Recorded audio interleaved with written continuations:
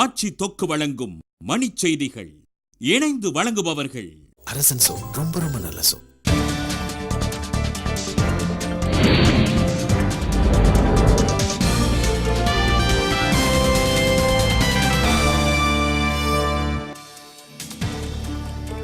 தொலைத்தொடர்புத்துறை அமைச்சர் கபில் சிபலுக்கு எதிரான வழக்கில் தலையிட விரும்பவில்லை என உச்சநீதிமன்றம் அறிவிப்பு. தில்சன் சுட்டுக் கொல்லப்பட்ட வழக்கில் குற்றவாளியை கைது செய்த காவல்துறையினருக்கு முதலமைச்சர் ஜெயலலிதா பாராட்டு. நடுவண் அமைச்சரவை மாற்றம். நாளை மாலை பதவியேற்பு விழாவிற்கான ஏற்பாடுகள் தீவிரம்.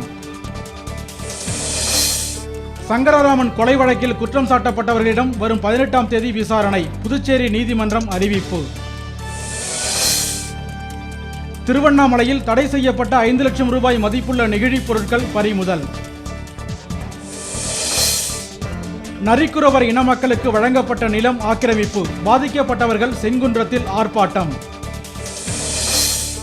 தமிழகத்தில் அரசு மதுக்கடைகளில் விற்கப்படும் மதுப்புட்டிகளின் விலை 5 ரூபாய் முதல் 20 ரூபாய் வரை உயர்வு.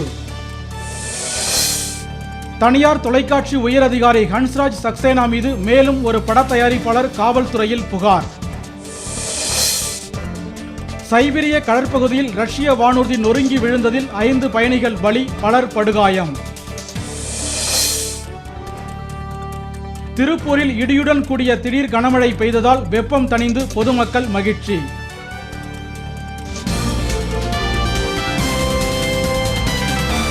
மணிச் செய்திகள் வழங்கியவர்கள். ஆட்சியில் இப்போது 10 விதமான சுவைகளில் தொக்கு வகைகள்.